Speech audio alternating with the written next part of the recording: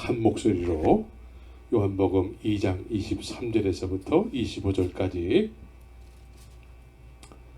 시작.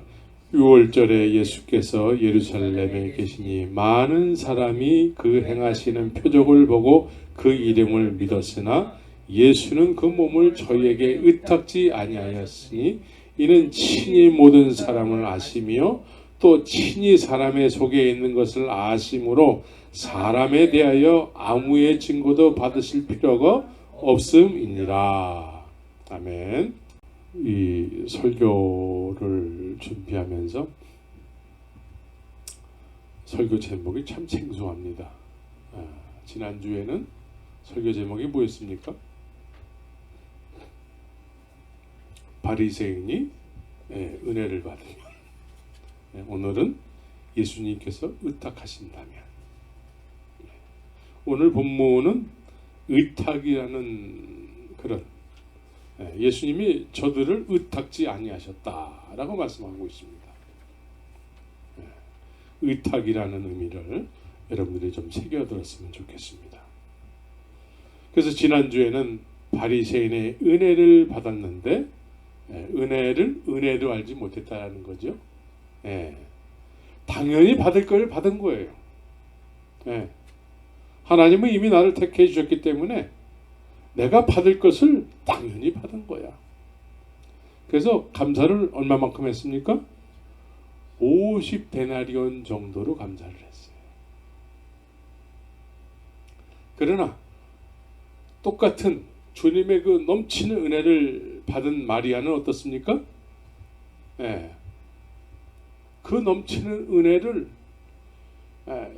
이 문둥이 시몬하고는 비교도 안 되게 자기가 준비한 300데나리온의 그 향유를 옥합을 깨면서까지 주님께 감사의 표현을 했던 것이죠. 그래서 우리는 이 주님의 은혜를 나 당연히 받을 거 받은 거야 하면서 살아서는 안 되는 것이죠. 당연히 받을 걸 받은 것으로 알고 믿는 순간에 그것은 50데나리온 정도밖에 안 되는 것이죠. 그러므로 인해서 그 일은 단회적으로 끝나버리게 되는 거예요. 단회적.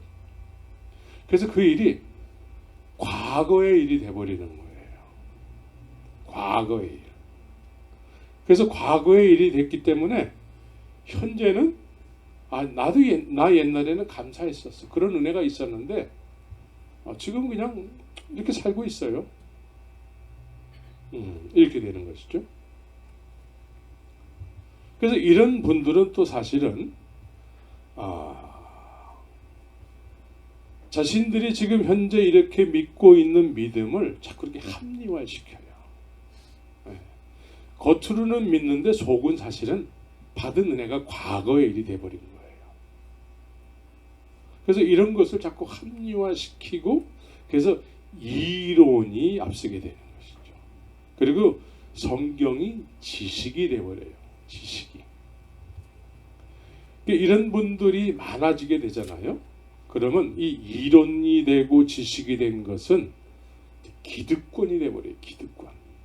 기득권이 돼서 이제 정말 예수님께서 뭔가 일을 하셔서 믿음을 허락하시기 원하시는데 성령의 역사를 막 베푸시기 원하시는데 거기에 대해서 무슨 권세로 이런 일을 하시느냐.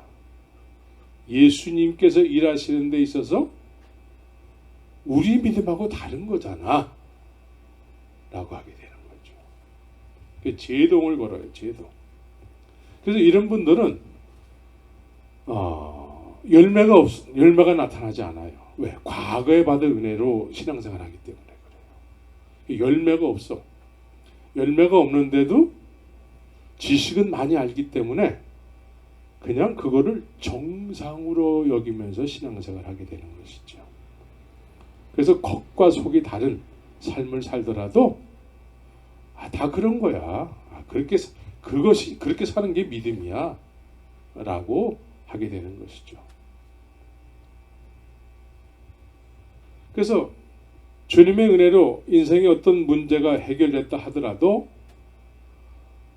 이미 또 앞으로 막 받아야 될 은혜들이 있잖아요. 그런데 그런 은혜들을 감사함이 없기 때문에 50데나리온 정도를 알기 때문에 앞으로 은혜를 받아야 될 것들에 대해서 별로 그렇게 간절해지지 않지요. 간절해지지 않고 그냥 과거의 믿음에 묶여서 살아가는 모습을 보게 되는 것이죠. 해결받을 수 없는 은혜를 받았는데도 불구하고 그냥 50데나리온 정도로 과거에 묶여서 사는 문둥이 시몬처럼 살게 되는 거죠. 그러나 마리아는 그 자기의 미래를 위해서 준비했던 300데나리온을 예수님을 위해서 사용했잖아요. 그래서 마리아는 항상 그의 믿음은 현재적이고 미래적이에요. 늘 주님, 미래를 주님 앞에 다 맡겨드렸어요. 그래서 마리아의 믿음은 현재적이고 미래적인 것이죠. 우리의 믿음은 오늘도 나와 함께 하시는 예수님, 내일도 함께 하실 예수님, 이런 예수님, 현재 진행형인 예수님과의 동행이어야 되는 것이죠. 그래서 날마다 새로운 날이 되어야 되고 날마다 주님 앞에 기대하는 믿음의 삶을 살게 되는 것이죠. 그러나 문둥병의 치료함을 받아서 놀라운 은혜를 받았는데도 불구하고 그것을 50데나리온 정도로 알게 된 문둥이 시몬과 같은 믿음은 단회적이 돼서 과거에 그런 은혜 내가 받았었어요. 그래서 과거에 묶여서 지금 현재는 저 사람이 믿음의 사람인지 교회를 다니는지 내가 알겠는데 별로 그렇게 구별된 삶을 살지 못하더라. 이렇게 되는 것이죠. 소금이 짠맛을 잃어버려서 사람들에게 막 밟히는 그런 삶을 살 수도 있게 되는 거죠. 그래서 우리의 믿음을 점검을 해야 된다고 그랬습니다. 우리의 믿음, 우리 믿음의 출처가 도대체 뭐냐?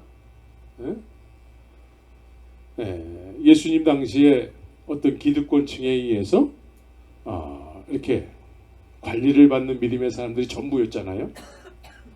이런 사람들은 신앙생활을 하기는 하는데 겉다르고 속다른 삶을 사는 거죠.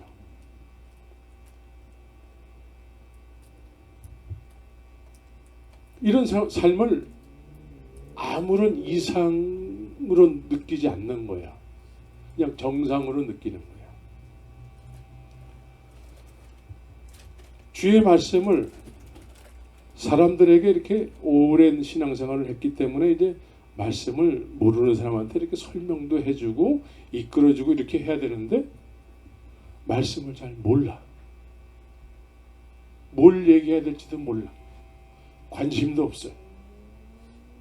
그런데 그런 것을 또 정상이라고 여긴단 말이에요. 정상. 아무런 문제가 되지 않는 거예요.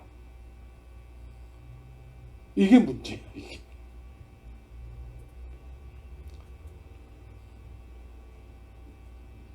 그래서 우리 가운데도 이런 사람이 있거들랑 이제 다시 한번 생각을 해야 되는 거예요.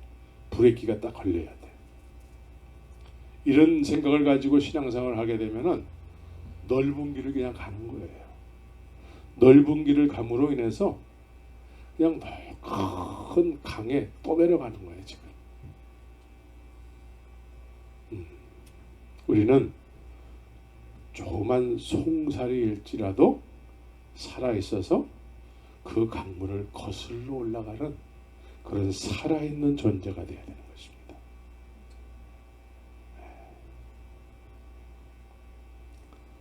그래서 우리의 믿음을 점검을 해야 되는 것이죠. 자, 이제 오늘 본문은 어떻습니까? 본문은 6월절에 예수님께서 예루살렘에서 큰 이적과 기사를 베풀었다라는 것이죠. 많은 사람들이 그것을 봤어요. 예. 어떤 사람은 그 이적과 기사를 통해서 어떤 인생의 문제가 시몬 문둥이처럼 해결받았을 수도 있어요. 그렇죠? 예. 그래서 이 사람들이 그 행하시는 표적을 보고 그 이름을 믿었대. 그런데 예수님께서는 이 사람들 안에 있는 것을 보시고서는 그 몸을 그 사람들에게 의탁하지 않았다라는 것이죠.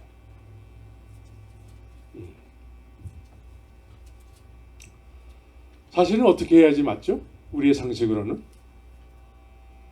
막 이적과 기사를 통해서 막 그거를 보기도 하고 경험도 하고 체험도 하고 막 이래서 막 이 사람들이 많은 사람들이 막 예수님을 막 환대하고 영접하고 막 그랬을 거 아니겠어요? 그래서 이 환대에 예수님이 어떻게 반응하셔야지 맞죠? 우리의 상식으로는. 네. 야, 그래. 이제 내가 이렇게 은혜를 베푸니까 너희들이 나를 이렇게 인정해 주는구나. 할렐루야.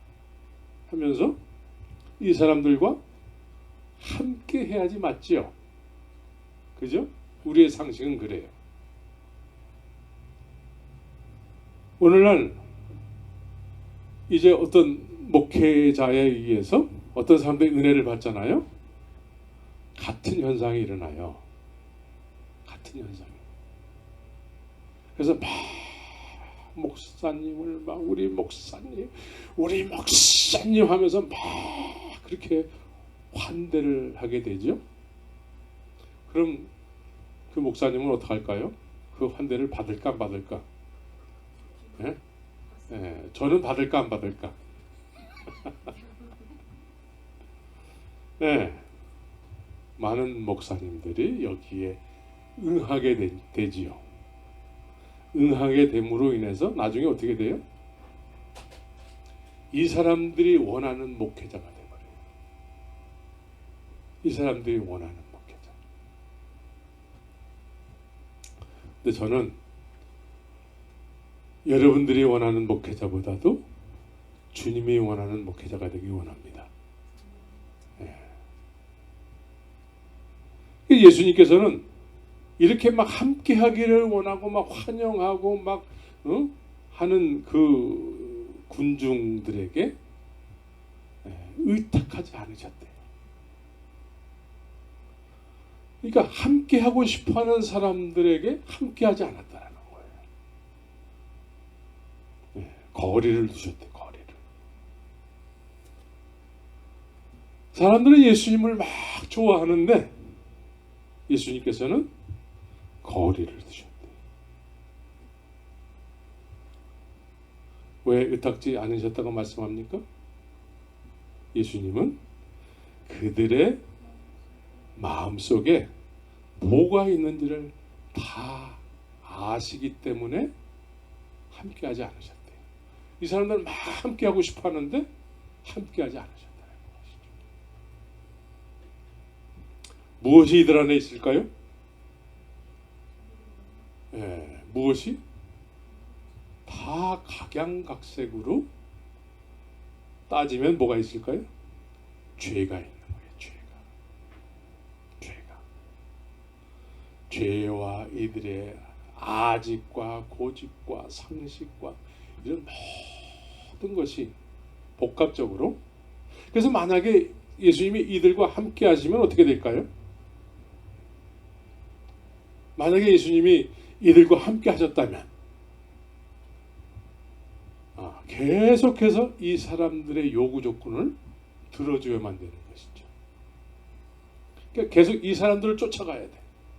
이 사람들이 막 환영해 주니까 환영하는 곳마다 막 가셔야 돼.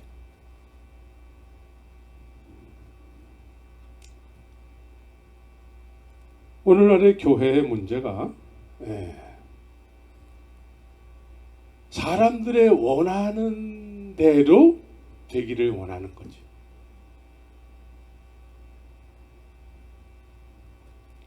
그러니까 자꾸 사람들이 원하는 쪽으로 이렇게 빌미를 자꾸 제공해 주는 거예요. 그래서 교회가 자꾸 주님이 원하시는 방향으로 가기보다는 사람들이 원하는 방향으로 자꾸 가는 거예요. 자꾸 흘러가는 것이죠. 그래서 나중에 이런 사람들이 이제 본인들이 원하는 교회가 되는 거죠. 본인들이 원하는 교회. 이 사람들이 이제 예수님 우리와 함께 해주세요 해서 예수님이 만약에 이 사람들을 쫓아가면은 이 사람들이 원하는 교회를 세우기를 원하는 거죠. 그래서 이 사람들이 원하는 교회가 세워지면은 어떻게 할까요? 이런 사람들이 세월이 많이 흐르게 되면은 이제 예수님이 새롭게 일을 하시기 원하시면은 이제 예수님을 모르는 사람들이 당신 무슨 권세로 이런 일을 하는 거예요? 사람들에 의해서 세워진 교회가 주님이 원하시는 일을 하기를 원하는 교회를 자꾸 태클을 걸겠죠. 그래서 이런 교회가 계시록에 한 교회가 있지요. 예수님의 이름으로 모이는 교회인데 그 안에 예수님이 안 계셔. 그 교회 이름이 뭘까요? 라오디게아 교회예요. 라오디게아 교회.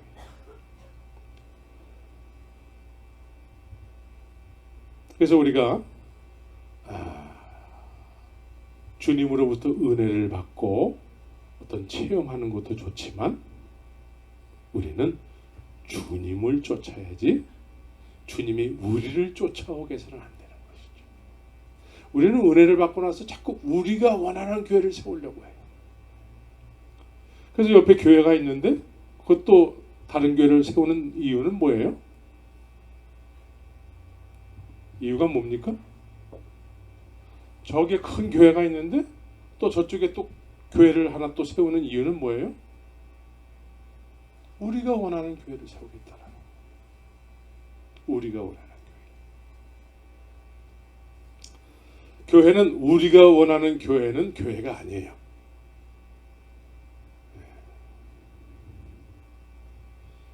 그래서 우리가 원하는 교회를 세우게 되면은요,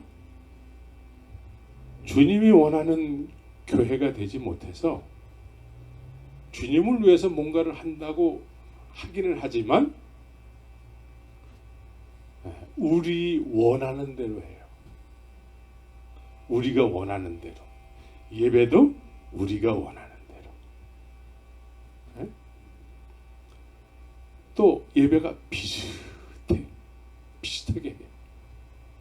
주님이 원하시는 예배보다는 그냥 비슷하게 우리가 원하는 대로 하게 되는 것이죠. 그래서 예배는 드리는데 주님이 받으실 수가 없는 예배. 예배는 드렸는데 안 드린 것처럼 사는 삶을 살게 되는 것이죠.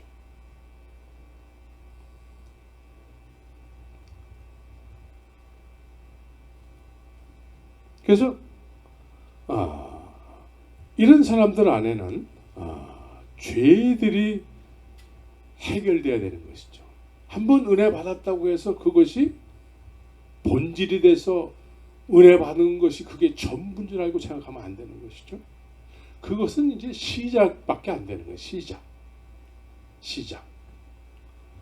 시작이 돼서 이제 예수님을 진리로 알고 예수님을 따라가는 삶을 살아야 되는 것이죠. 그래야지만 죄가 해결이 된단 말이에요. 죄가. 지금 예수님께서 뭘 보셨어요? 하나님의 은혜를 받았지만 이들 안에는 아직 해결되지 않은 죄가 있다라는 것이죠. 그러니까 죄가 있는 상태에서 예수님 우리가 원하는 교회를 세워주세요. 죄가 해결된 적이 없는 교회가 되는 것이죠.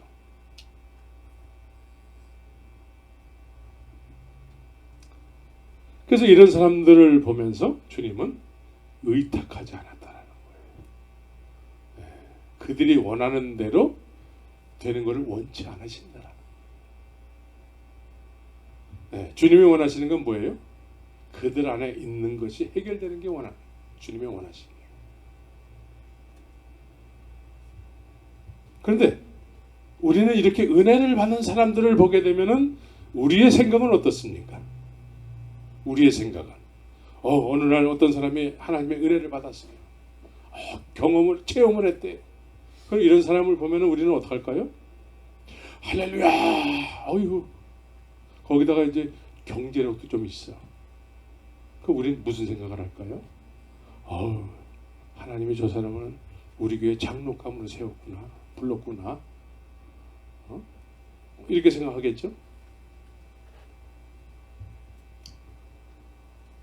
그래서 우리는 이런 분들을 보게 되면은 은혜 받은 건 사실이니까 또 은혜 자체는 나쁜 게 아니잖아요.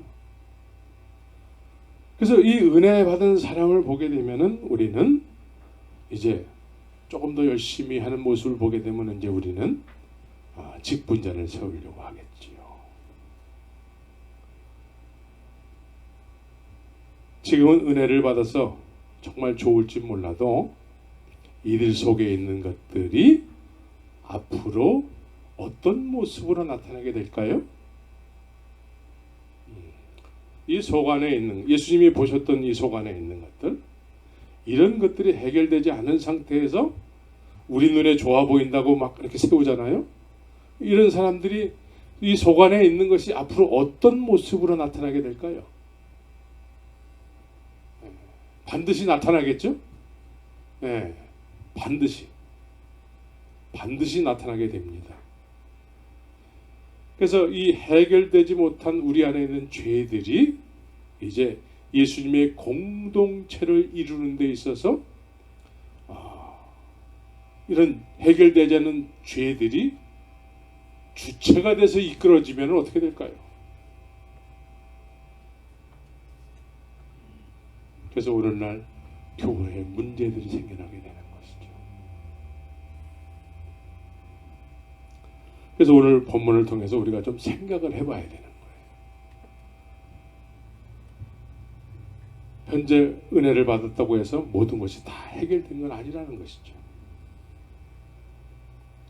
예를 들어서 요즘은 조금 이렇게 심심해졌는데 90년대, 2000년대까지도 특정한 어떤 교회 어느 정도 중형 교회된 교회에서 하는 어떤 프로그램이 있어요. 어디 저 산에 가서 막 3박 4일 막 이렇게 하는 그런 데 가가지고 그냥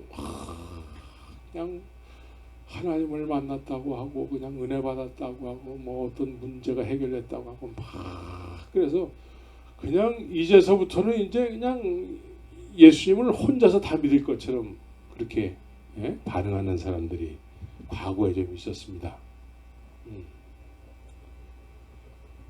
그래서 이런 사람들이 이제 막 이렇게 교회에 그런 프로그램이 막 주축이 돼서 그런 사람들을 막 이렇게 양산을 하게 됐지요. 근데 언제서부턴가 그런 사람들이 교회에 잘 안 보여. 잘 안 보여. 왜 그럴까요? 예수님께서는 이렇게 은혜를 베푸시고 난 이후에 예수님을 믿겠다고 막 유대인들이 막 나왔잖아요.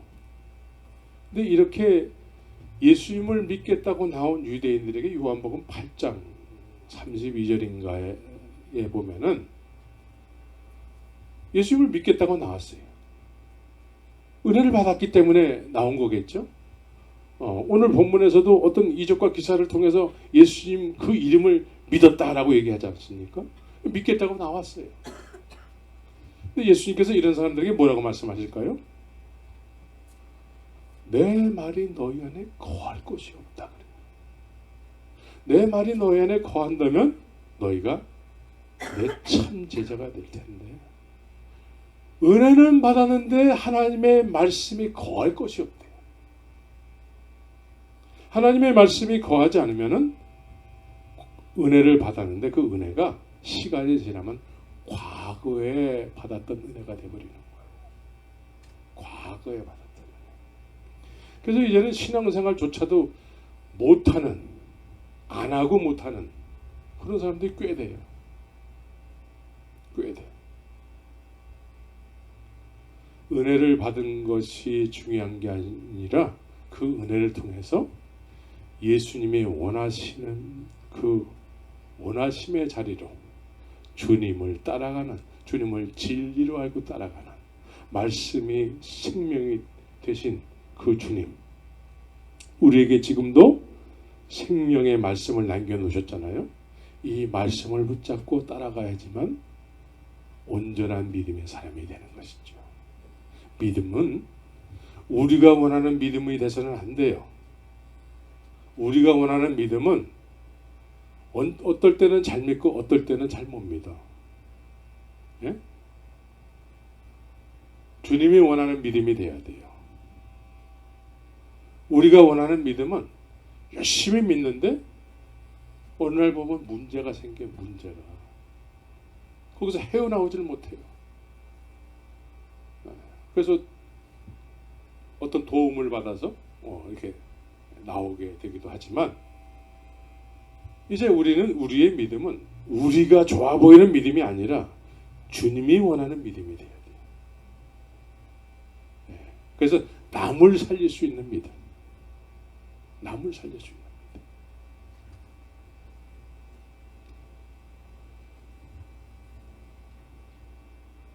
많은 사람들이 주님의 은혜를 받고 주님을 위한다고 하는 어떤 행위를 하게 된단 말이죠. 그런데 여기에서 이렇게 정체되어 있는 경우가 많아요. 그리고 내가 원하는 방향으로 가기를 원해요. 내가 원하는 믿음, 내가 원하는 방향. 그런 교회가 되기를 또 고집하는 사람들. 그래서 교회들마다 보면은 어떤 교회는 그냥 이렇게 감정이 그냥 막 표현되는 그런 찬양만 하는 교회가 있어요. 어떤 교회는 말씀만 강조해가지고 말씀 하는데 말씀의 능력은 나타나지 않아요. 그러니까 우리의 고집, 우리가 원하는 어떤 믿음의 방향, 이런 걸 고집하면서 과거에, 그것도 현재 진행형이면 괜찮은데 과거가 자꾸 돼버린단 말이에요. 과거. 옛날에 우리 이렇게 뜨거웠는데 요즘은 좀 그래요. 근데 요즘은 거의 대세가 다 그런 것 같아요.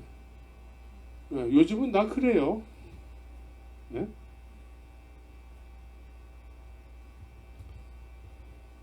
한때 주님을 위해서 열심히 뭔가를 한다고 했는데 지금은 좀 그래요.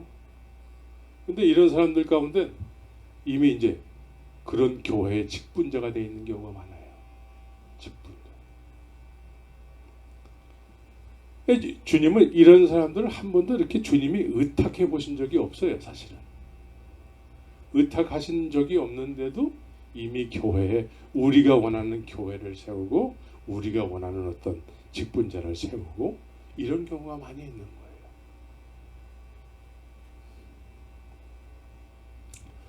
그러면 예수님은 인생들을 전혀 의탁지 아니하실까요? 의탁하실까 안 하실까요? 어떻게 의탁하실까요? 의탁지 아니하셨다는 의미는 뭘까요? 함께 하시지 않았다는 거예요. 그들이 원하는 어떤 마음속에 있는 것 때문에 거리를 두셨다는 거죠. 근데 그러면 의탁한다면 어떤 의미일까요? 곁에 두시길 원하신다는 거예요. 함께 하길 원한다는 것이죠. 그래서 곁에 두길 원했던 사람들은 어떤 사람들이죠? 나를 따르라. 그래서 예수님께서는 나를 따르라고 하는 사람이 있는가 하면 거리를 두기를 원하는 사람들이 있었다는 거죠.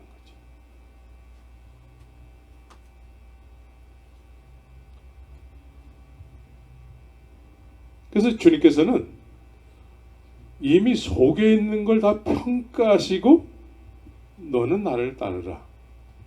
너는 안 되겠다. 라고 하셨다는 거죠. 그래서 우리가 최근에 이렇게 대표적으로 속에 있는 것을 평가받은 사람 누가 있죠? 네. 저 사람은 나다나엘 간사한 것이 없네. 네, 참 이스라엘 사람이야. 나다나엘이 예수님을 따르는 제자가 됐다는 것이죠. 이 제자가 된 사람들은 다 사실은 예수님 쪽에서는 어떤 의미로 받아들여야 돼요? 의탁했다라는 것이죠. 의탁. 그러니까 하나님의 말씀을 받은 사람들이야. 나를 따르라. 그 이면에는 뭐가 있습니까? 예수님께서 이미 그 사람들 안에 간사함이 없다라는 걸 아시고.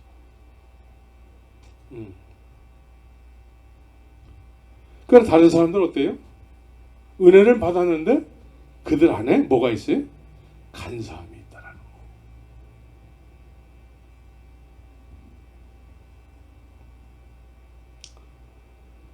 그래서 말씀을 받은 사람들은 예수님께서 의탁한 사람들이라는 거예요. 의탁하신다면 무엇을 의탁하실까요? 네. 예수님께서 늘 시장하셔서 야 맛있는 음식 좀 가져와라. 야 헌금해야지. 이런 거 요구하셨을까? 예수님께서는 우리하고 좀 다르셨어요. 사마리아 수가성의 여인하고 대화하면서 제자들에게 나는 너희가 이해하지 못하는 양식이 있어. 네? 영혼 구원하는데 주님은 목적이 있으셨어요.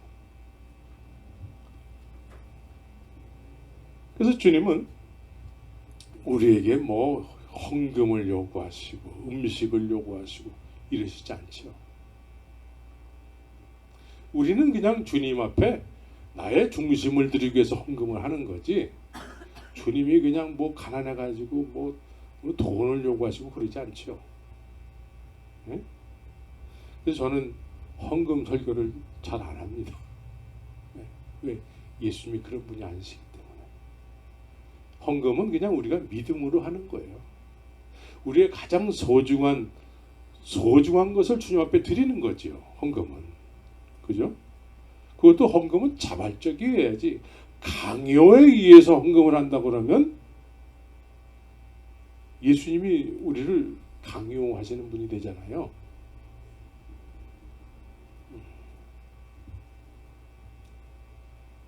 그래서 예수님께서는 곁에 두시면서 주님께서 원하시는 사람이 되길 원하는 거죠. 그래서 의탁하실 만한 사람이 되기를 원하는 거예요. 네, 주님은 말씀을 소유케 하셔서 내가 정말 원하는 것을 의탁할 만한 사람이 되기를 원하는 거예요. 네. 그래서 예수님께서는 이제 제자들을 부르셔서 내가 하는 일을 너희도 한번 해봐라. 주님의 소원은 이거예요. 예수님께서 제자들에게 이렇게 말씀하셨어요. 나를 믿는 자는 나의 하는 일을 저도 할 것이요. 이보다 큰 일도 할 수 있습니다. 그러니까 예수님은 내가 하는 일을 너희도 하기를 원한다라는 거예요. 이게 의탁하시는 거예요. 주님의 의탁. 내가 이 세상에 와서 내가 하는 일이 있잖아. 너희도 한번 해봐. 그래서 마태복음 10장에서도 누가복음 10장에서도 제자들을 불러 두씩 이렇게 보냈어요. 권세를 주시고 귀신 쫓을 수 있는 권세를 주시고 병든 자를 고칠 수 있는 권세를 주시고 능력을 주셔서 이렇게 보내셨어요. 네. 내가 하는 일을 너희들도 하기 원한다는 거예요.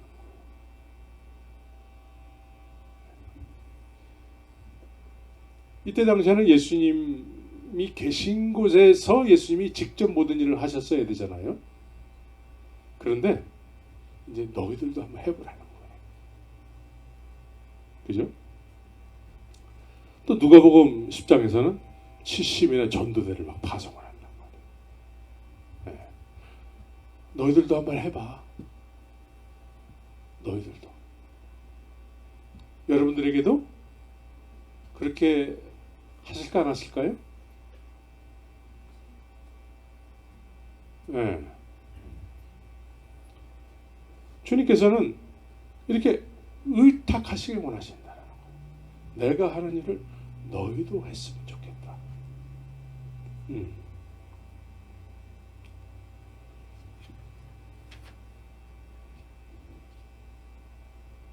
그래서 예수님께서는 이렇게 말씀에 순종케 하는 말씀에 순종케 하는 그런 훈련을 하셨어요.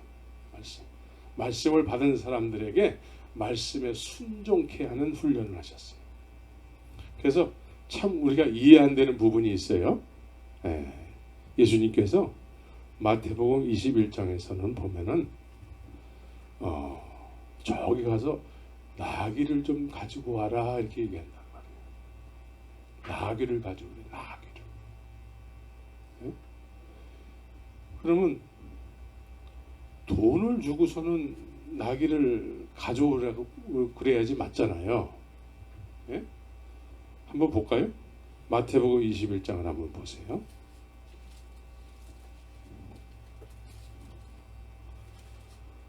마태복음 21장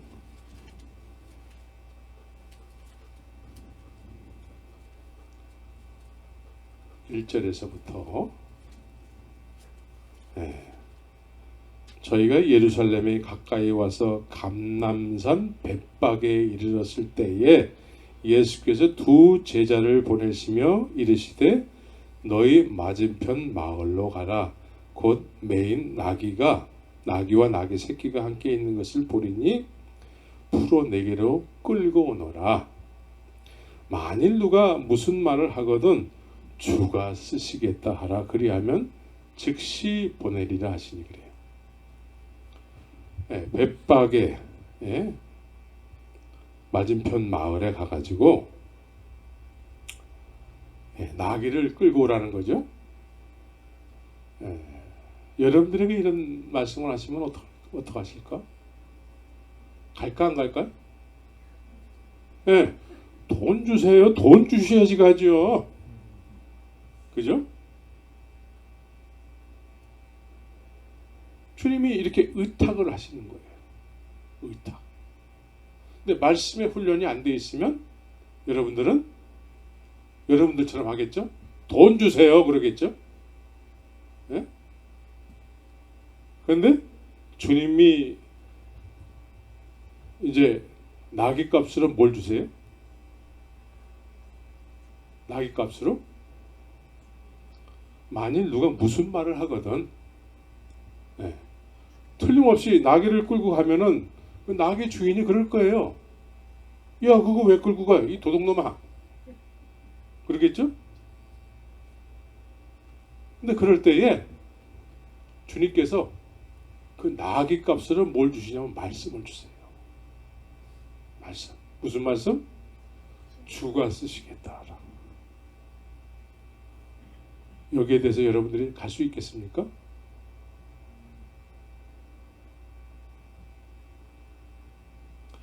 말씀에 훈련이 된 사람들은 가는 거예요. 여기에 대해서 그게 말이 됩니까? 그러겠죠? 안전사님은 그러신데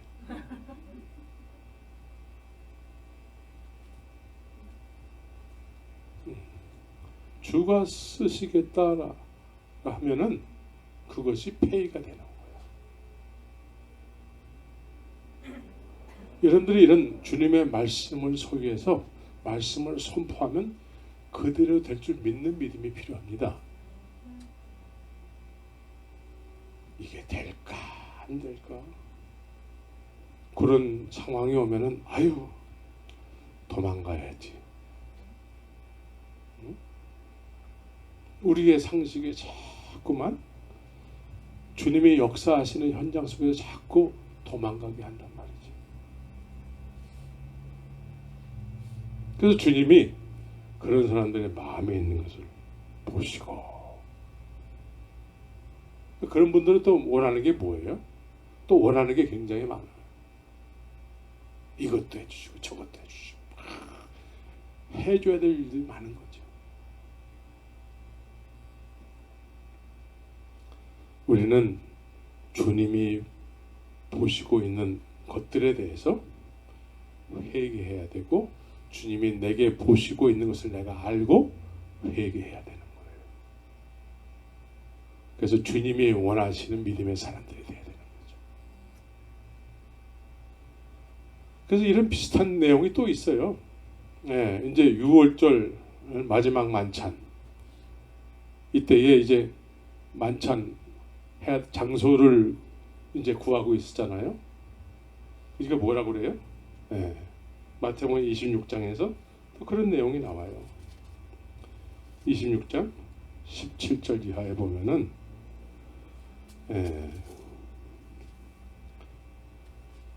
성한 아무에게 가서 이르되 선생님 말씀이 내 때가 가까웠으니 내 제자들과 함께 유월절을 네 집에서 지키겠다 하시더라 하라.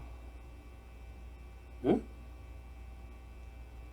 그러니까 제자들이 예수의 시키신 대로, 예수님의 시키신 대로, 이게 예수님이 의탁하시는 거예요. 여러분들에게 지금 의탁하시면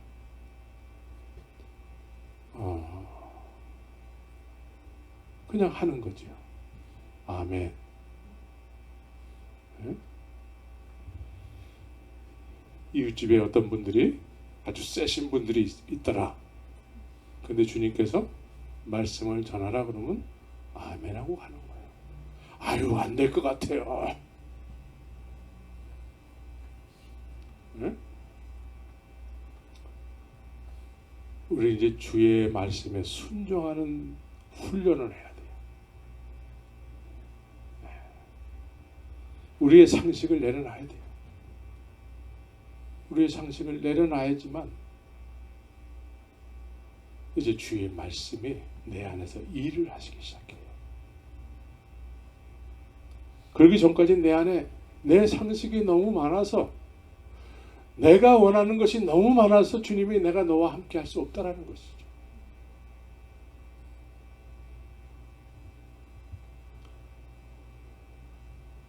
그래서 이제 주의 말씀에 의해서 살아가는 삶이 습관이 돼야 돼요. 습관. 주의 말씀이 습관이 돼야 되는 것이죠. 그래서 습관이 된 사람들의 이야기가 나오죠. 네, 마태복음 25장에 보면은 그런 내용들이 나와요. 네, 마태복음 25장에 보면은 34절에 33절에서부터 보면 양은 그 오른쪽에 염소는 왼편에 두리라. 그때 임금이 그 오른편에 있는 자들에게 이르시되 내 아버지께 복받을 자들이여 나와 창세로부터 너희를 위하여 예비된 나라를 상속하라. 내가 줄일 때에 너희가 먹을 것을 주었고 목마를 때에 마시게 하였고 나그네 되었을 때에 영접하였고 벗었을 때에 옷을 입혔고 병들었을 때에 돌아보았고 옥에 갇혔을 때에 와서 보았느니라. 이에 의인들이 대답하여 가로되 주여 우리가 어느 때에 주의 줄이신 것을 보고 공개하였으며 목마르신 것을 보고 마시게 하였나이까. 우리가 그런 일을 언제 했어요? 기억이 없는데요. 우리 한 일이 없어요. 근데 주님은 그 일을 하셨다라고 말씀하고 있습니다. 왜 기억을 못할까요? 네? 습관이 됐기 때문에 그래요. 습관이. 우리의 습관 중에 가장 우리가 매일같이 하는 습관이 뭐가 있을까요? 밥 먹는 습관 있잖아요. 배고픔 먹는 습관. 밥 먹었다고 우리가 기억할까요?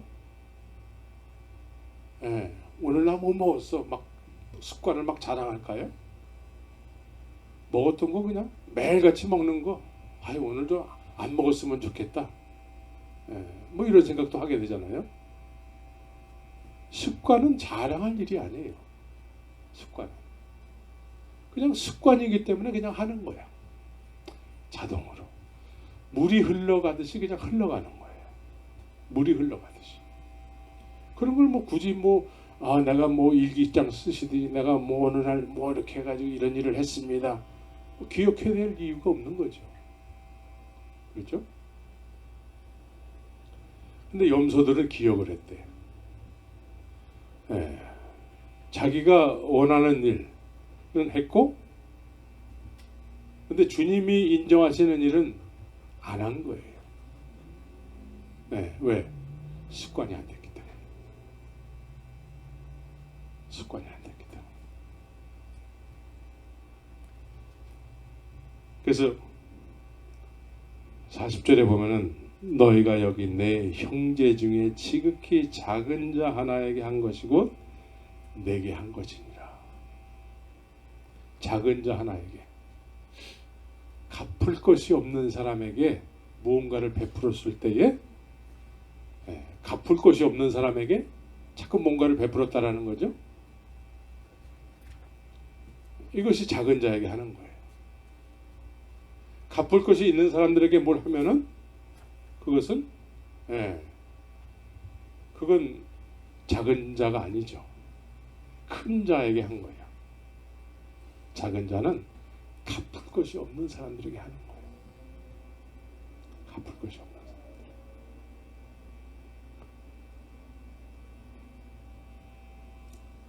예수님께서는 이제 제자들에게 마지막으로 의탁을 하시죠. 가장 대표적인 의탁하신 내용이 뭡니까? 가서 모든 족속으로 제자를 삼아 아버지와 아들과 성령의 이름으로 세례를 주고 내가 분부한 모든 것을 가르쳐 지키게 하라. 이것을 의탁하셨어요. 그래서 이 의탁을 받은 제자들이 언제 이 의탁을 수행하게 됐습니까? 그것이 사도행전의 이야기예요. 사도행전의 이야기. 그러면 이제 주님은 현재 여러분들을 의탁하실까? 네? 의탁하실 것 같아요? 안 하실 것 같아요? 네. 지금까지는 하셨어요? 네. 이제 우리가 지금 연말이 이르게 되면은 이렇게 세월이 흘러가는 어떤 시간이 흘러가는 걸 어느 정도 감지할 수 있단 말이에요. 네? 이럴 때 이제 우리가 한번 생각해 보는 거예요. 주님은 지금 현재 나를 의탁하실까? 의탁하신다면 무슨 일을 의탁하실까? 오늘 말씀을 정리하면 제일 먼저 뭘 의탁하신다고 말씀하셨습니까? 말씀을 듣느냐? 내 말이 너희 안에 거할 것이 없느냐? 없도다 라고 말씀하신다는 거죠. 그래서 여러분들이 말씀을 가까이 하고 묵상하고 그 말씀에 의해서 이제 순종하고 이럴 때 자연스럽게 주님의 의탁을 받은 삶을 살게 되는 것이죠.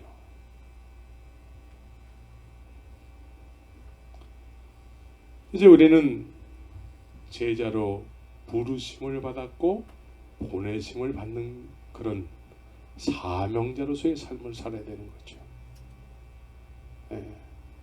주님이 함께 하시길 원하시는, 의탁하시길 원하시는, 곁에 두시길 원하시는 그런 믿음의 삶을 살아야 되는 것이죠. 그것이 열매로 나타나게 되는 거예요. 열매. 주님의 의탁하심이 내 삶을 통해서 열매로 나타나게 되는 거예요. 열매. 주님이 나에게 의탁하지 않으시면은 열매가 없어요. 왜? 주님이 함께 안 하시기 때문에.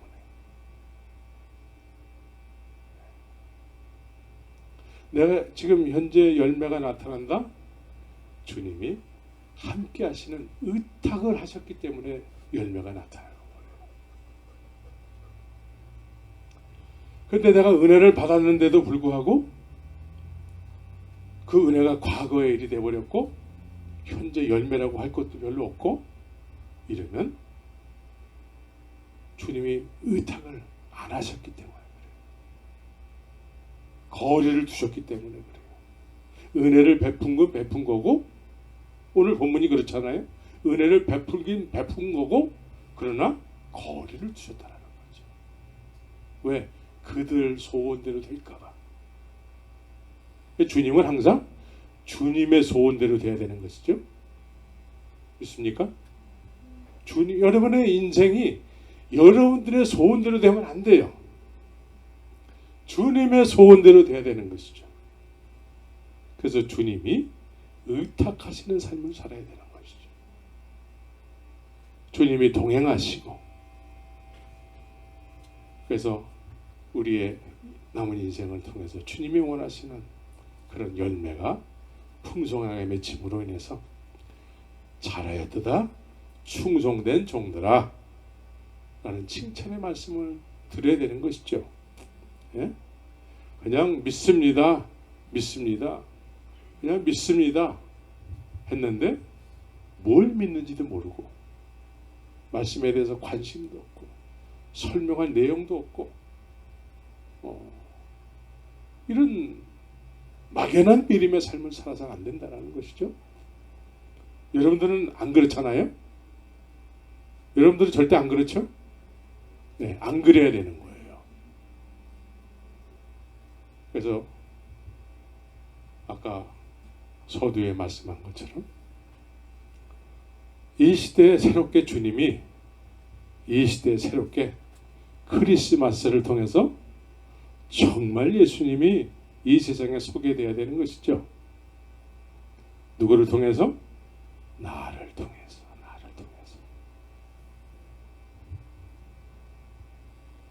주님이 왕이 되셔야 되는 것이죠. 주님의 통치를 받는 백성들이 생겨나야 되는 것이죠. 예, 우리 모두가 나부터 주님의 통치를 받는 그런 복된 성탄 계절이 되기를 예수의 이름으로 축원합니다. 같이 기도하겠습니다.